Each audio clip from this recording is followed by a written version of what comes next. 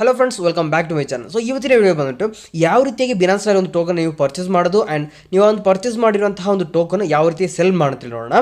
So ನಾನು praise ಆಗಿ ಯಾವ ರೀತಿಯಾಗಿ ಒಂದು ಬಿನಾನ್ಸ್ ಅಕೌಂಟ್ನ ನೀವು ಕ್ರಿಯೇಟ್ ಮಾಡಿ KYC ಕಂಪ್ಲೀಟ್ ಮಾಡೋದು, ಅದೇ ರೀತಿಯಾಗಿ ಆ ಒಂದು ಬಿನಾನ್ಸ್ನಲ್ಲಿ ಬಿನಾನ್ಸ್ಗೆ ನೀವು ಯಾವ ರೀತಿಯಾಗಿ ಫಂಡನ್ನ ಆ್ಯಡ್ ಮಾಡೋದು, ಆ್ಯಡ್ ಮಾಡಿರುವಂತಹ ಒಂದು ಫಂಡ್ನ ಯಾವ ರೀತಿಯಾಗಿ ನೀವು ಇಂಡಿಯನ್ ರುಪೀಸ್ಗೆ ನೀವು ಟ್ರಾನ್ಸ್ಫರ್ ಮಾಡೋದು, ಅಂದರೆ ವಿತ್ಡ್ರಾ ಮಾಡೋದು ಯಾವ ರೀತಿ ಅಂತೇಳಿ ಪ್ರಿಯಸ್ ಆಗಿ ನಾವು ವೀಡಿಯೋದಲ್ಲಿ ಹೇಳಿದ್ದೀನಿ. ಸೊ ಆ ಒಂದು ವೀಡಿಯೋ ಇನ್ನೂ ನೀವು ನೋಡಿಲ್ಲ ಅಂತ ಹೇಳಿದ್ರೆ ಆ ಒಂದು ವೀಡಿಯೋದ ಲಿಂಕ್ ಬಂದು ಕೆಳಗಡೆ ಡಿಸ್ಕ್ರಿಪ್ಷನಲ್ಲಿ ಕೊಟ್ಟಿರ್ತೀನಿ. ಜಸ್ಟ್ ಆ ಒಂದು ವೀಡಿಯೋನ ಕೂಡ ನೋಡ್ಕೊಳ್ಳಿ ಬೇಕಿದ್ರೆ. ಓಕೆ, ಸೊ ಓಕೆ, ಇವತ್ತಿನ ವೀಡಿಯೋಕ್ಕೆ ಹೋಗೋಣ.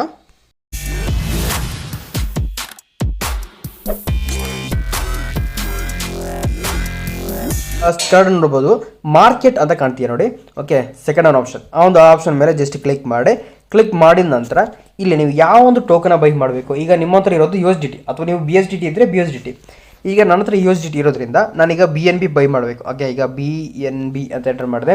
ಸೊ ಇದರಲ್ಲಿ BNB ಬಾರ್ USDT ಅಂತಿದೆಯಲ್ಲ ಅದರ ಮೇಲೆ ಕ್ಲಿಕ್ ಮಾಡ್ಕೋಬೇಕಾಗುತ್ತೆ. ಇನ್ ಕೇಸ್ ನೀವು ನಿಮ್ಮ ಹತ್ರ BUSD ಇದ್ದರೆ ನೀವೇನು ಮಾಡಬೇಕಂತ ಹೇಳಿದ್ರೆ BNB ಬಾರ್ USDTನ ಸೆಲೆಕ್ಟ್ ಮಾಡ್ಕೋಬೇಕಾಗುತ್ತೆ. ಓಕೆ, ಸೊ ಇಲ್ಲಿ ನೋಡ್ಬೋದು second option BNB bar BUSD ಅದನ್ನು ನೀವು ಸೆಲೆಕ್ಟ್ ಮಾಡ್ಕೋಬೇಕಾಗುತ್ತೆ. ಸೊ ನನ್ನ ಹತ್ರ USDT ಇರೋದ್ರಿಂದ ನಾನು BNB ಬಾರ್ USDTನ ಸೆಲೆಕ್ಟ್ ಮಾಡಿದ್ದೀನಿ. ಸೊ ಅದನ್ನು ಸೆಲೆಕ್ಟ್ ಮಾಡಿದ ನಂತರ ಸೊ ಇಲ್ಲಿ ಲಾಸ್ಟಲ್ಲಿ ಬೈ ಆ್ಯಂಡ್ ಸೆಲ್ ಅಂತಿದೆ, ಅದರಲ್ಲಿ ಬೈ ಮೇಲೆ ಕ್ಲಿಕ್ ಮಾಡಿ ಅದ್ಮೇಲೆ ಕ್ಲಿಕ್ ಮಾಡಿದ ನಂತರ ಸೊ ಇಲ್ಲಿ ಕೆಳಗಡೆ ನೋಡ್ಬೋದು ಟೋಟಲ್ USDT ಅಂತಿಲ್ಲ, ಅಲ್ಲಿ ಬಂದುಬಿಟ್ಟು ನೀವು 10.01 ಮಿನಿಮಮ್ 10.01 ಅಥವಾ 10.07 ಇರಬೇಕಾಗುತ್ತೆ. ಓಕೆ, ನೀವು ಅದ್ರಲ್ಲಿ ಎಂಟರ್ ಮಾಡಬೇಕಾಗುತ್ತೆ. ಸೊ ನೀವು 0.7 ಬೇಡ, 10.1. ಓಕೆ, ಮಿನಿಮಮ್ ನಿಮ್ಮ ಹತ್ರ ಒಂದು USDT ಬಂದುಬಿಟ್ಟು 10.1 ಇದ್ದರೆ ಮಾತ್ರ ನಿಮಗೆ ಟೋಕನ್ ಬೈ ಮಾಡೋಕ್ಕಾಗೋದು. ಅಥವಾ ನೀವು BSDT ಆದರೂ ಕೂಡ 10.1 BSDT ಇರಬೇಕಾಗುತ್ತೆ. ಓಕೆ, ನೀವು ಯಾವುದೇ ಟೋಕನ್ ಬೈ ಮಾಡಿದ್ರು ಕೂಡ. ಓಕೆ, ಇಲ್ಲ ನಿಮಗೆ BNB $5 ಸಾಕಂತ ಹೇಳಿದ್ರೆ ಸೊ BNB $5 ಮಾತ್ರ ಇನ್ವೆಸ್ಟ್ ಮಾಡಬೇಕು ಅಂತ ಹೇಳಿದ್ರೆ ಸೊ ನೀವು ಡೈರೆಕ್ಟಾಗಿ ಅಲ್ಲೇ ನಾನು ಆಪ್ಷನ್ ಹೇಳ್ತಲ್ಲ BNB ಬೈ ಮಾಡೋದು, ಅಲ್ಲಿಂದ ನೀವು ಡೈರೆಕ್ಟಾಗಿ ಅಂದರೆ P2P ಯಲ್ಲೇ ನೀವು BNBನ ಬೈ ಮಾಡ್ಕೋಬೇಕಾಗುತ್ತೆ. ಓಕೆ, ಈಗ ನಾನು 10.1 ಬೇಡ, ನನಗೆ 11 USDTಗೆ ಬೈ ಮಾಡ್ತೀನಿ. ನನ್ನೊಂದು ವ್ಯಾಲೆಟಲ್ಲಿ 13 USDT ಇದೆ. ಸೊ ನಾನು 11 USDT ಎಂಟರ್ ಮಾಡಿದ್ರೆ $11ಗೆ 0.026 BNB ಸಿಗುತ್ತೆ. ಅದೇ ರೀತಿಯಾಗಿ ಈ ಒಂದು ಫಂಡ್ ನೀವು ಒಂದು ಬೈ ಮಾಡುವಾಗ ಇಲ್ಲಿ ಬೇಕಾದರೆ ನೀವು ಫಂಡನ್ನ ಈ ಒಂದು ಟೋಕನ್ನ ವ್ಯಾಲ್ಯೂ ಸೆಟ್ ಮಾಡ್ಕೋಬೋದು. ಓಕೆ, ಈಗ ನೋಡ್ಬೋದು $416ಗೆ ಇದು ಟ್ರೇಡ್ ಆಗ್ತಾ ಇದೆ.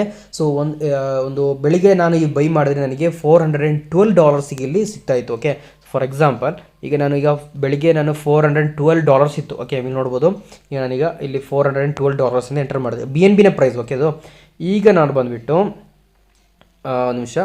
ಓಕೆ, $11 ಬೈ ಮಾಡಿದಾದರೆ ನನಗೆ 0.026 BNB ಸಿಗುತ್ತೆ. ಅಂದರೆ 0.002 BNB 0.002 BNBಯನ್ನು ನನಗೆ ಎಕ್ಸ್ಟ್ರಾ ಸಿಗುತ್ತೆ. ಅಂದರೆ ಅರೌಂಡ್ ಒಂದು 5 to 10 ರೂಪೀಸ್. ಆದರೂ ಕೂಡ ನೀವು ಲಾರ್ಜ್ ಅಮೌಂಟಿಗೆಲ್ಲ ಬೈ ಮಾಡುವಾಗ ಇದು ನಿಮಗೆ ಒಂದು ಒಳ್ಳೆ ಪ್ರಾಫಿಟ್ ಕೊಡುತ್ತೆ. ಓಕೆ, ಇನ್ ಕೇಸ್ ನಿಮಗೆ ಗೊತ್ತಿದೆ ಈಗ 415 ರೂಪೀಸಿಗೆ ಇಲ್ಲಿ ಸೆಲ್ ಟ್ರೇಡ್ ಆಗ್ತಾ ಇದೆ. 415.8 ಆ್ಯಂಡ್ 7 ಇತ್ತಾಗಿ ಚೇಂಜ್ ಆಗ್ತಾ ಇರುತ್ತೆ. ಓಕೆ, ಇನ್ ಕೇಸ್ ನಿಮಗೆ ಗೊತ್ತಿದೆ ಈಗ 415ಗೆ ಬರುತ್ತೆ, ಆವಾಗ ನಾವು ಬೈ ಮಾಡೋಣ ಅಂತ ನಿಮಗೆ ಗೊತ್ತಿರುತ್ತೆ. ಸೊ ಆ ಒಂದು ಟೈಮಲ್ಲಿ ಏನು ಮಾಡಿ ಅಂತ ಹೇಳಿದ್ರೆ ಈಗ ನಾನು 415.5ಗೆ ಬೈ ಮಾಡ್ತೀನಿ. ಓಕೆ, 415.5 ನಾನು 11 USDTಗೆ ಬೈ ಮಾಡ್ತಾ ಇದ್ದೀನಿ. ಇಲ್ಲಿ 415 ಅಂತ ನೀವು 15.5 ಅಂತ ನೀವು ಎಂಟರ್ ಮಾಡಿದ ನಂತರ ಇಲ್ಲಿ ಬೈ ಅಂತ ಕ್ಲಿಕ್ ಮಾಡಿ. ಓಕೆ, ನಿಮಗೆ ಎಷ್ಟು ಅಮೌಂಟಿಗೆ ಬೇಕೋ ಅಷ್ಟು ಅಮೌಂಟು. ಸೊ ನೀವು ಬೈ ಮಾಡುವಾಗ ಮ್ಯಾಕ್ಸಿಮಮ್ ಏನು ಮಾಡಬೇಕು, ಲೋ ಅಮೌಂಟಿಗೆ ಬೈ ಮಾಡಬೇಕು. ಸೆಲ್ ಮಾಡುವಾಗ ಜಾಸ್ತಿಗೆ ನೋಡಿ, ಯಾವುದಾಗೆ ನೀವು ಜಾಸ್ತಿ ಇದೆ ಅದನ್ನು ನೋಡಿ ಸೆಲ್ ಮಾಡಬೇಕು. ಓಕೆ, ಯಾವ ರೀತಿ ಸೆಲ್ ಮಾಡೋಂತ ನಿಮಗೆ ಆಮೇಲೆ ಹೇಳ್ತೀನಿ. ಸೊ ಬೈ ಮೇಲೆ ಕ್ಲಿಕ್ ಮಾಡೋಂತ ನೋಡ್ಬೋದು, ಈಗ ಬೈಯಿಂಗ್ ಆರ್ಡರ್ ಇಲ್ಲಿ ಪ್ಲೇಸ್ ಆಗಿದೆ. ಓಕೆ, ಈ ಒಂದು ವ್ಯಾಲ್ಯೂ ಬಂದ್ಬಿಟ್ಟು ಈಗ 415.9ಗೆ ಟ್ರೇಡ್ ಆಗ್ತಾ ಇದೆ.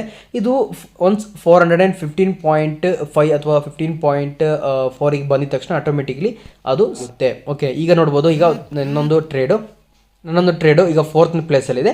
ಸೊ ಇದು ಈ ರೀತಿಯಾಗಿ ವ್ಯಾಲ್ಯೂ ಕಡಿಮೆ ಆದಂಗೆ ಮೇಲ್ಗಡೆ ಬರುತ್ತೆ. ಅಲ್ಲಿಂದ ನಾವು ಆಟೋಮೆಟಿಕ್ಲಿ ಬೇರೆ ಯಾವ್ದಾದ್ರು ಅದನ್ನು ಬೈ ಮಾಡ್ತಾರೆ. ಸೊ ಇದು ಯಾವ ರೀತಿ ಒಂದು ಮಾರ್ಕೆಟ್ ಪ್ಲೇಸ್ ಅಂತ ಹೇಳಿದ್ರೆ, ಸೊ ನಾನು ಬೈ ಮಾಡೋನಾಗಿದ್ದೇನೆ, ಇನ್ನೊಬ್ಬ ಯಾವನಾದರೂ ಸೆಲ್ ಮಾಡ್ತಾನೆ.